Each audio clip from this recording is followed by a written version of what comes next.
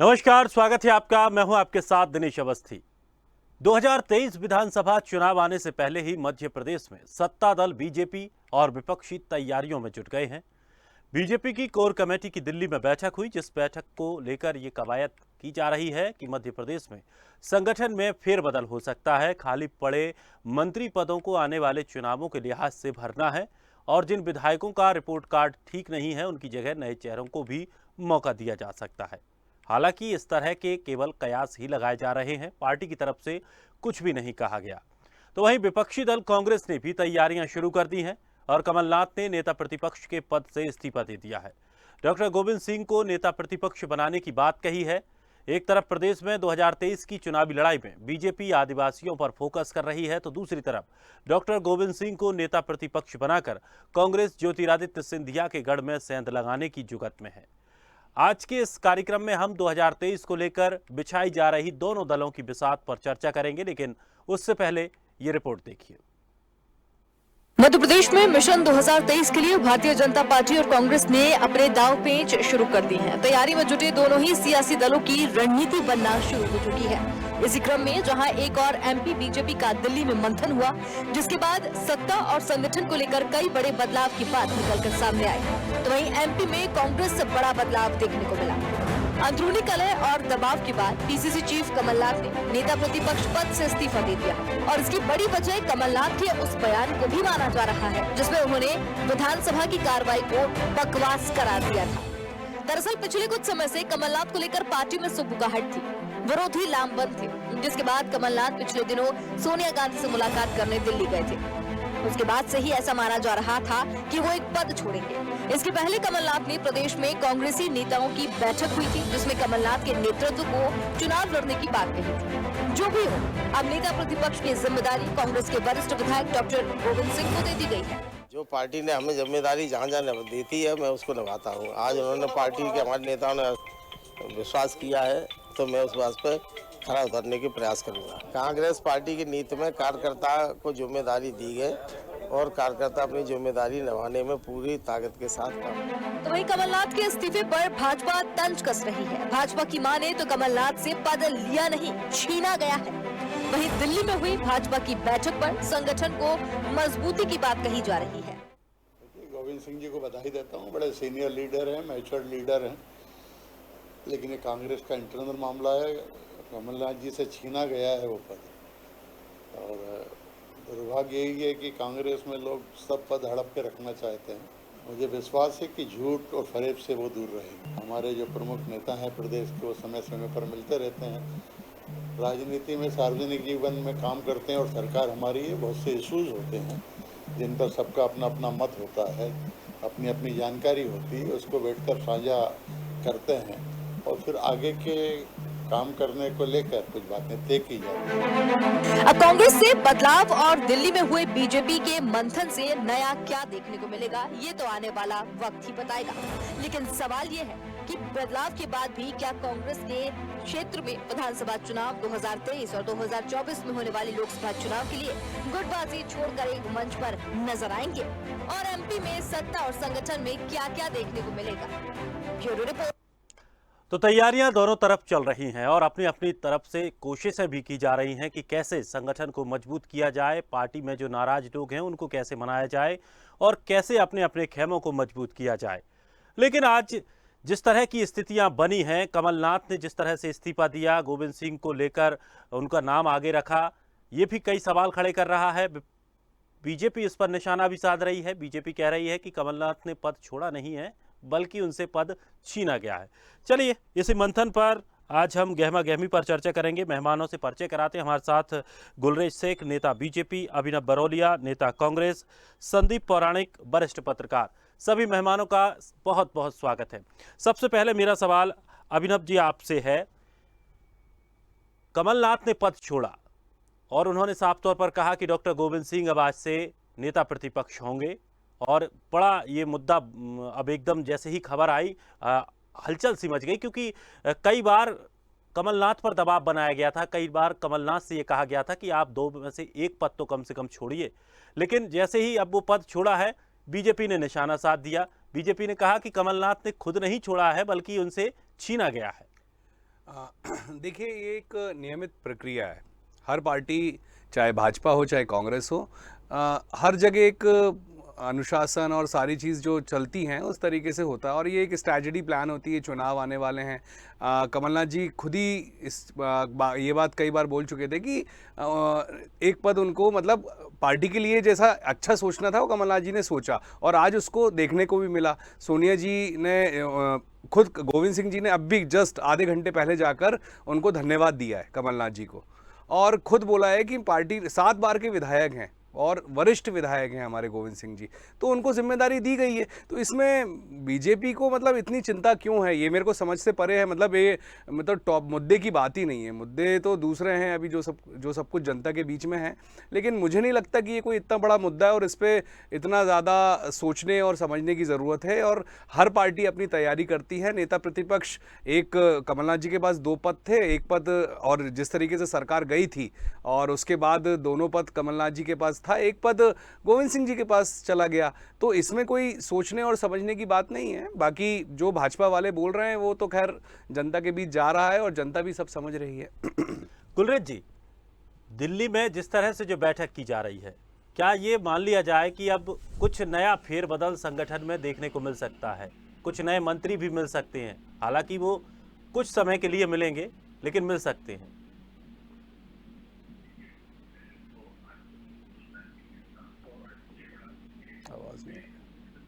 गुलरेज जी, आपकी आवाज़ नहीं आ पा रही है। चलिए, मैं टीम से कहूँगा कि जल्द से जल्द कुछ तकनीकी खराबी की वजह से हो सकता है आवाज़ नहीं आ पा रही हो, जुड़ने की कोशिश करेंगे। संदीप पौराणिक वरिष्ठ पत्रकार हमारे साथ बने हुए हैं। संदीप जी, मैं आपसे जानना चाहूँगा, मध्य प्रदेश में जो राजनीतिक हलचल अब एकदम से होने लगी है, बीजेपी के नेताओं को वहाँ बुलाना और ये अंदर खाने से खबरें आना कि कुछ ना कुछ परिवर्तन करना है, और वो परिवर्तन किस लिहाज से किया जा सकता है, और गोविंद सिंह को चुना है, हालांकि वो इस पद के लिए योग्य भी हैं, लेकिन क्या इसके साथ साथ कोई और दूसरा निशाना भी लगाने की कोशिश कांग्रेस कर रही है? देखिए, आप एक चीज मान के चलिए कि बीजेपी चुनावी मोड में हमेशा रहती है, लेकिन जो 2023 का चुनाव है वो बहुत आसान चुनाव नहीं रहने वाला, ये अभी से दिख रहा है। क्योंकि 2018 का जो अनुभव है बीजेपी के पास, वो ये बताता है कि अगर उन्होंने बेहतर तैयारी नहीं की तो चुनाव में हालात बहुत बेहतर नहीं होंगे। इसी को बीजेपी समझ रही है और तैयारी भी कर रही है। जहां तक आपने दिल्ली की बैठक की बात की, ये बैठक इसलिए महत्वपूर्ण है कि इस बैठक में सत्ता, संगठन और जो आरएसएस से जुड़े लोग हैं, उसके साथ केंद्रीय नेतृत्व से जुड़े लोग हैं, वो बैठ के एक रणनीति बनाने वाले हैं। ये समीक्षा का भी दौर है, आप ये मान के चलिए। अमित शाह जी का दौरा हुआ 1 सप्ताह पहले, उसके बाद दिल्ली में बैठक बुलाई गई। इस बैठक के को अगर हम देखते हैं तो बड़े कारण हैं। एक तो मध्य प्रदेश के मंत्रिमंडल में कुछ लोगों को एडजस्ट किया जाना है, कुछ नाम भी आ रहे हैं चर्चाओं में, हो सकता है वो ना हो कुछ और हो, क्योंकि 4 मंत्री पद खाली हैं। दूसरी तरफ आपके निगम, बोर्ड और जो मंडल होते हैं उसमें भी अध्यक्ष, उपाध्यक्ष और तमाम सदस्यों के पद खाली हैं। तो कहीं ना कहीं आपको लोगों को एडजस्ट करना है, क्योंकि जब आपकी राजनीतिक दल सत्ता में है तो लोगों की और नेताओं की सत्ता में भागीदारी हो, इसकी भी एक खाका खींचा जाना है। किस नेता की क्या भूमिका रहेगी, किस तरह से आगे बढ़ेगा, मुझे ऐसा लगता है कि इसमें एक रोड मैप बनेगा, और उस रोड मैप के आधार पर सत्ता और संगठन मिलकर काम करेंगे, और ताकि 2023 का रास्ता आसान हो जाए। एक तो हुई बीजेपी की बात। जहां आपने कांग्रेस की बात कही है, कांग्रेस में गोविंद सिंह का चयन, मुझे ये लगता है अनुभव है, वरिष्ठ विधायक हैं, लेकिन उनकी एक सबसे बड़ी योग्यता है, वह है ग्वालियर चंबल क्षेत्र से आना। कांग्रेस के लिए बीजेपी सेकेंडरी है मेरी अपनी नजर में। कांग्रेस के लिए सबसे पहले सिंधिया निशाने पे है। अगर आपको सिंधिया को निशाने पर लेना है, ज्योतिरादित्य सिंधिया को, तो उसी इलाके के व्यक्ति को खड़ा करना पड़ेगा आपको, उसे जिम्मेदारी देनी पड़ेगी। गोविंद सिंह के अलावा कोई इस तरह का वरिष्ठ नेता उस इलाके में था नहीं जो लड़ाई सिंधिया के खिलाफ लड़ सके, एक चीज। दूसरा, इसका एक संदेश और गया है, आप मान के चलिए कि कहीं ना कहीं कांग्रेस के अंदर दिग्विजय सिंह का भी कद बढ़ रहा है, दखल बढ़ रहा है राज्य की राजनीति में। यही कारण है कि गोविंद सिंह, जो दिग्विजय सिंह के करीबी माने जाते हैं, उन्हें यह जिम्मेदारी सौंपी गई है। साथ में एक चीज और मैं जोड़ना चाहूंगा कि इस दौर में सवर्ण की दोनों पदों पर नियुक्ति कांग्रेस में कहीं ना कहीं बीजेपी एक चुनावी मुद्दा न बना दे, क्योंकि बीजेपी इस समय आदिवासी वोट बैंक पर सारा फोकस किए हुए है। कांग्रेस की तरफ से बाला बच्चन और सज्जन वर्मा जैसे लोग दावेदार थे, वो किनारे रह गए। तो आने वाले समय में कांग्रेस में भी खींचतान बचे तो ये अचरज नहीं होगा मुझे। बिल्कुल, स्थितियां जैसे जैसे चुनाव करीब आता जाएगा स्थितियां और बदलेंगी और तमाम तरह की चर्चाएं भी होंगी और आमतौर पर चुनावों में ये देखा भी जाता है। गुलरेज जी, आप तक अब आपकी आवाज सही तरीके से आ रही है। जिस तरह से तैयारियां दिल्ली में की जा रही हैं, हालांकि बताया कुछ नहीं जा रहा, अंदर से खबरें बहुत आ रही हैं, क्या कुछ तैयारियां हैं, क्या कुछ फेरबदल की आशंकाएं जो लगाई जा रही हैं उन पर आप मुहर लगाएंगे कि हाँ, इस तरह की जो आशंका लगाई जा रही है इस तरह की फेरबदल संगठन में हो सकता है? और जैसे कि अभी वरिष्ठ पत्रकार ने भी साफ तौर पर कहा कि आदिवासियों को फोकस करने की कोशिश की जा रही है, तो क्या कुछ और नए आदिवासी चेहरे मंत्रालय में, मंत्रिमंडल में, बीजेपी के में शामिल किए जा सकते हैं? देखिए, सबसे पहले तो जो कुछ कमलनाथ जी के साथ हुआ, मुझे दुख है और हमारी संवेदनाएं कमलनाथ जी के साथ हैं।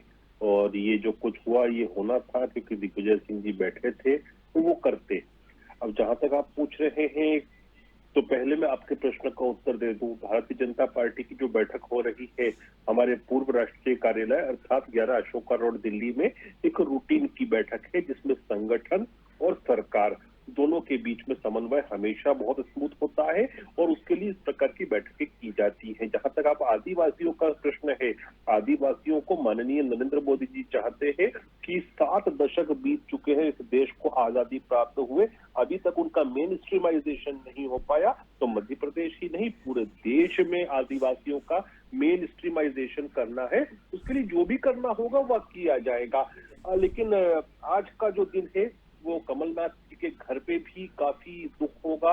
और आज दिग्विजय सिंह जी ने दिखा दिया कि असली कांग्रेस का राजा कौन है, क्योंकि कमलनाथ जी का जहां तक हमको मालूम पड़ा है वो चाह रहे थे सज्जन वर्मा को ये पोस्ट मिले, लेकिन फाइनली दिग्विजय सिंह जी के कैंप से गोविंद सिंह लाहर साहब आए और कमलनाथ जी को पटकनी दी है, क्योंकि कमलनाथ जी चाहते नहीं थे इस पद को छोड़ना। मतलब आप ये याद रखिए कि जब इनकी सरकार थी तब भी वे अध्यक्ष पद प्लस मुख्यमंत्री पद साथ रख रहे थे, तो वो चाहते थे कि दोनों हाथों में लड्डू रहे। लेकिन अनफॉर्चुनेटली दिग्विजय सिंह जी जितने वो जिसको कहते हैं परिपक्व राजनीतिक नहीं है, उतने ज्यादा श्रूड पॉलिटिशियन नहीं है। मेरी संवेदनाएं हैं कमलनाथ जी के साथ। अभिनव जी, क्या जिस तरह से अभी संदीप जी ने कहा कि एक कोशिश की जा रही है चंबल को टारगेट करने की, ज्योतिरादित्य सिंधिया को टारगेट करने की, और यही वजह है कि गोविंद सिंह के चेहरे को मुहर लगाई गई है? देखिए, जो भी डिसीजन है, मैंने अपने आपके शुरू के वक्तव्य में मैंने बोला कि एक सीनियर लीडर, 7 बार के विधायक ग्वालियर चंबल से आते हैं, सारी चीज़ें देखी परखी जाती हैं और डिसीजन होता है। कांग्रेस पार्टी ने अपना डिसीजन लिया। मेरे साथी भाई गुलरेज जी जिस तरीके से संवेदना दिखा रहे हैं, उनको ये सोचना चाहिए कि दिग्विजय सिंह जी 2 बार के मुख्यमंत्री इस मध्य प्रदेश के रहे हैं, कमलनाथ जी 40 साल केंद्रीय मंत्री रहे। इन लोग के तजुर्बे के आगे भाजपा का कोई नेता नहीं टिकता है। इतना सोचना चाहिए, किसी में कोई विवाद नहीं है, अपने आप सारी बातें करना। अरे आपको तो बधाई देना चाहिए, अभी 1 घंटे पहले खुद गोविंद सिंह जी और सारी कांग्रेस पार्टी, चाहे अरुण यादव जी हो चाहे राहुल सिंह जी हो, पूरी पार्टी कमलनाथ जी के घर पे पहुंची है बधाई देने और धन्यवाद देने। तो आप खुद सोचिए, इन दोनों नेताओं, जो आपका डर और खौफ बता रहा है कि भारतीय जनता पार्टी कितने खौफ में है दिग्विजय सिंह और कमलनाथ से, ये चीजें आने वाले समय में और गहराई से भाजपा को देखने को मिलेंगी और वो ये समझ नहीं पा रहे हैं कि हम कैसे निपटें, क्योंकि इनके हाथ से मध्य प्रदेश की सत्ता जाने वाली है।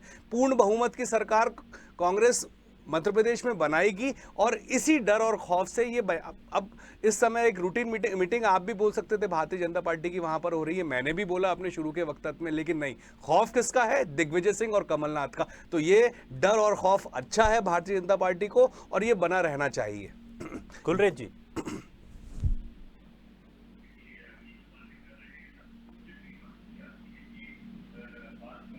व्यक्ति बुजुर्ग नहीं होता, बुढ़ा जरूर हो सकता है, लेकिन बुजुर्गियत जो होती है वो अलग चीज होती है।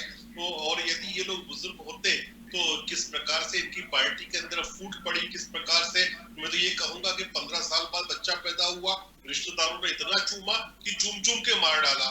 और ये बोल रहे हैं कि ये बुजुर्गी वाले देखिए, लोग हैं, फूट नहीं तो पड़ी इस गुलरेज बुजुर्गी जी। तो ईश्वर सौदा किसी को और नहीं देता। सौदेगारी सौदा करने वाली राजनीति जो चल रही है ना, आपकी भारतीय जनता पार्टी जिस तरीके से बोल रही है कि हम ऐसे, अभी आपके लेटेस्ट, अभी अपनी पिछली बार की डिबेट में आपने खुद बोला, या भूपेंद्र सिंह जी ने बोला कि हम संपर्क में इन सब चीजों के कारण हो रहा है। ये जो राजनीति को गंदा किया जा रहा है ना, मैं तो अभी भी कहता हूं, मैं जो पिछली बार मैंने कहा था, मैं आज भी कहता हूं कि कांग्रेस के प्रवक्ता डिबेट के बाद हमको फोन करके बोलते हैं कि वीडी भाई साहब से बात कर लो, संगठन मंत्री जी से बात कर लो कि हमको कुछ भाजपा में मिल जाए। ये फैक्ट है मेरे भाई गुलरेज जी। ये बुजुर्ग और ये वाली बातें मत करिए आप। अभी आपको सब पता है, दिग्विजय सिंह जी ने नर्मदा परिक्रमा की है, कमलनाथ जी किस तरीके से काम करते हैं। यहाँ राजनीति में कोई बुजुर्ग नहीं होता। आपके खुद के प्रधानमंत्री नरेंद्र मोदी किस उम्र में है, वो भी काम करते हैं। मैं तारीफ करता हूँ। कभी किसी को बुढ़े में और बुजुर्ग में क्या फर्क होता है? बुजुर्गियत जो होती है ना, वो बुढ़ापा नहीं होता है। मेरे अंदर इतनी तमीज है कि किसको क्या बोलना है। मेरे अंदर ये संस्कार नहीं है भारतीय जनता पार्टी के। ये भारतीय जनता पार्टी के संस्कार होंगे कि किसको किस तरीके से बोलना है। मैं सबकी रिस्पेक्ट करता हूं, चाहे वो नरेंद्र मोदी हो, चाहे वो दिग्विजय सिंह हो, चाहे वो कमलनाथ हो, चाहे शिवराज सिंह चौहान हो। मेरे अंदर वो भावना नहीं है कि मैं इस तरीके से किसी को इस तरीके से ट्रीट करूं। देखिए, सीनियर लीडर सीनियर होता है। गुलरेज जी, आप तथ्य पे डिबेट नहीं करते हो। आपको मैं बार बार आप है ना दूसरी चीज पे जाते हो कि उनके अंदर फूट है, ऐसा है, वैसा है। अरे डेवलपमेंट की बात करो, पार्टी के अंदर मीटिंग चल रही है, आप भी बोलो ना कि हाँ हम लोग हमारे भारतीय जनता पार्टी को जिताने के लिए मीटिंग कर रहे हैं। आप जरा सुन ले। आज आपके पड़ोस के राज्य में राजस्थान से सचिन पायलट ने कहा कि नहीं कहा कि मुख्यमंत्री को सोनिया जी अभी बदल दे, वरना पंजाब जैसे हालत हो जाएंगे। अरे आपकी पार्टी में कुर्ता खींचते हैं, आपकी पार्टी में कुर्ता खींच के बैठाते हैं, सारी चीज करते हैं। तो मतलब यार क्या बात कर रहे हैं यार गुलरेज जी। ये चीजें हर पार्टी के अंदर होती हैं, हर पार्टी के अंदर ऐसी चीजें होती हैं। सकारात्मक राजनीति, देश की स्थिति बहुत खराब है। मैं बार बार हर डिबेट में कह रहा हूं, अभी समय आपका है। चलिए, भारतीय जनता पार्टी का समय है। आशीर्वाद दे रही है। आने वाला समय क्या होगा, कितना भयावह समय में जनता को आप डाल रहे हैं। चलिए गुलरेज जी, अभिनव जी, आपके पास गुलरेज जी, नहीं है, कोई गुलरेज जी, नहीं है। अभिनव जी, चलिए संदीप जी, अगर हम बात करें दिग्विजय सिंह को लेकर, तो क्या इस समय जो फैसला लिया गया है उसमें दिग्विजय सिंह की जीत देखी जा रही है? और क्या अभी भी ऐसा लगता है कि कांग्रेस में वाकई सब कुछ सही नहीं है? क्योंकि जिस तरह से कमलनाथ ने जो बयान दिया था कि विधानसभा में बकवास सुनने के लिए क्यों जाएं, क्या उसको लेकर ऊपर से उन पर दबाव था कि आप इस तरह के बयान देते हैं, विधानसभा में आप जाते नहीं हैं, तो शायद आपको ये पद छोड़ना हो? नहीं, मुझे नहीं लगता कि कमलनाथ जी पर ऐसा दबाव होगा या किसी बयान को लेके पार्टी हाईकमान ने कोई बात कही होगी। जो हम लोगों तक जानकारी है, और कमलनाथ जी ने खुद कई बार प्रेस कॉन्फ्रेंस में खुलकर कहा है कि मैं दो में से एक पद छोड़ना चाहता हूं, और ये कवायद लंबे समय से चल रही थी। आप ये मान के चलिए कि जो विधानसभा का चुनाव है वो बमुश्किल से 1.5 साल बाद है। इस दौरान अधिकतम विधानसभा के सत्र 3 और 4 होने वाले हैं, तो नेता प्रतिपक्ष की बहुत बड़ी भूमिका नहीं रहने वाली है। यही कारण है कि कमलनाथ 2 पदों में से सिर्फ एक पद छोड़ा है, वो नेता प्रतिपक्ष का है। वे पूरी तरह अपने को केंद्रित संगठन पर करना चाहते हैं। अगर वो दोहरी जिम्मेदारी लिए रहेंगे तो उनका समय कहीं ना कहीं कटौती हो जाएगी। लिहाजा उन्होंने पूरी तरह अपने को संगठन में लगाने के लिए तैयारी की है।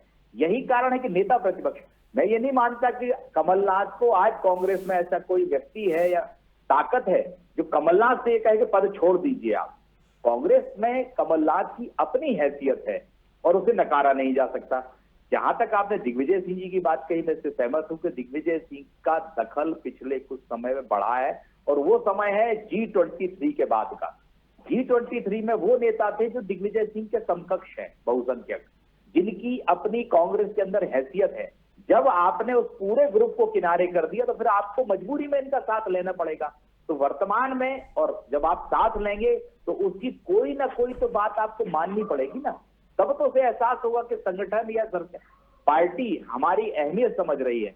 यही कारण है कि गोविंद सिंह को यह पद दे दिया गया, जबकि कमलनाथ की बात बिल्कुल सही है कि कमलनाथ जी का रुझान सज्जन वर्मा और बाला बच्चन की तरफ था। उसका एक बड़ा कारण था क्योंकि ये दोनों आरक्षित वर्ग से आते हैं और ये वोट बैंक कांग्रेस का माना जाता रहा है।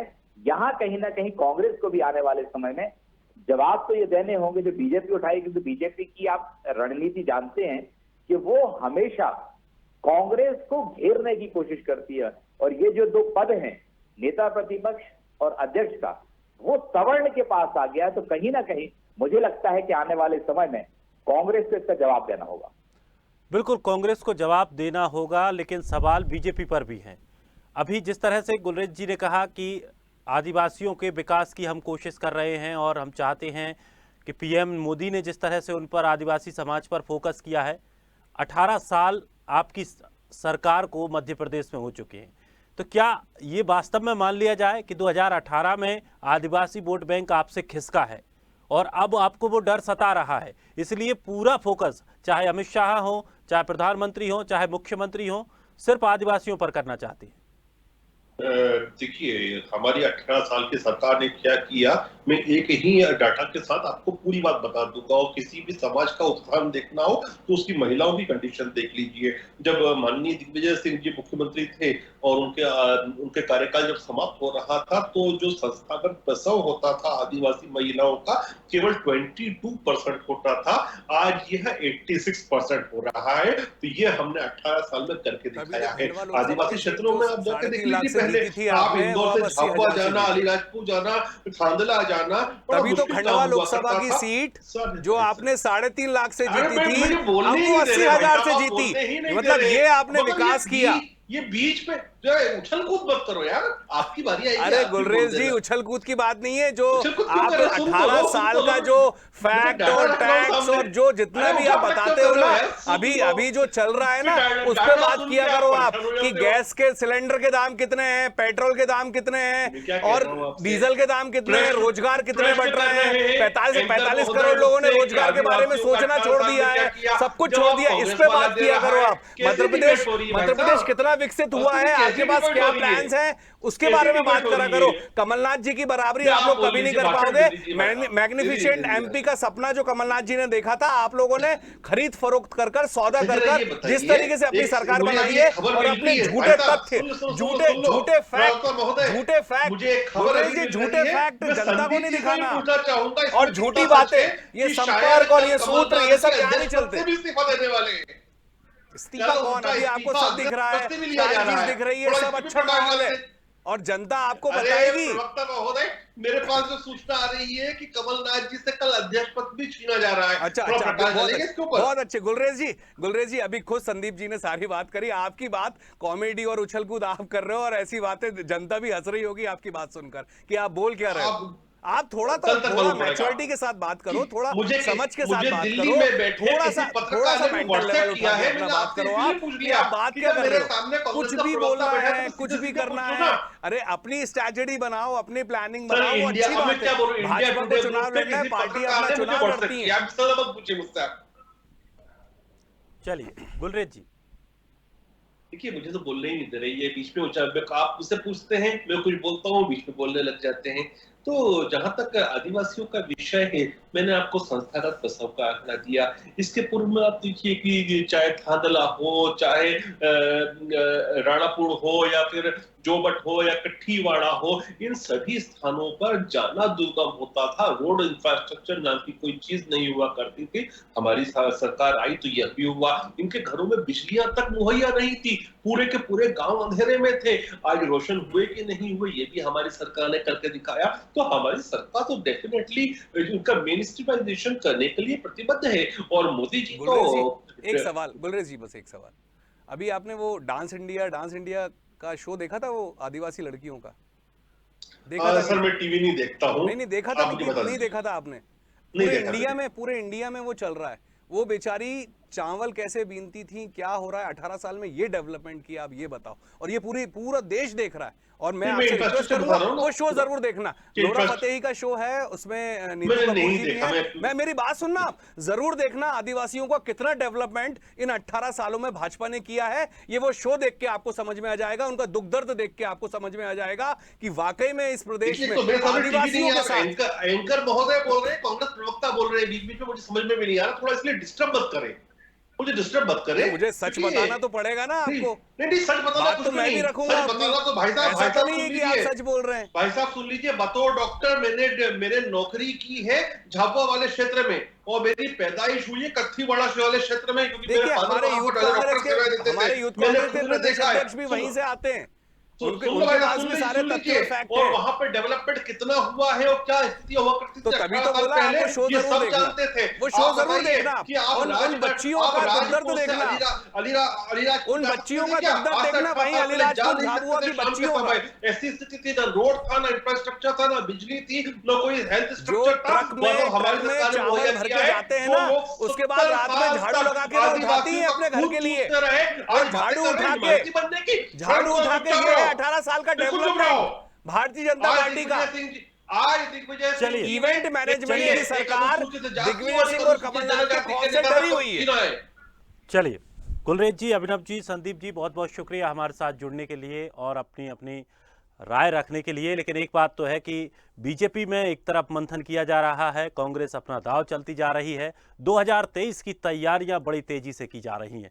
देखना यह है कि इस मुकाबले में क्या कुछ और पहलू देखने को मिलेंगे, क्या कुछ और मोड़ इसमें नजर आएंगे और आगे इस रेस में कौन रहने वाला है। फिलहाल इस खास कार्यक्रम में इतना ही। ताजा तरीन खबरों के लिए आप बने रहिए स्वदेश के साथ। सबसे पहले देश।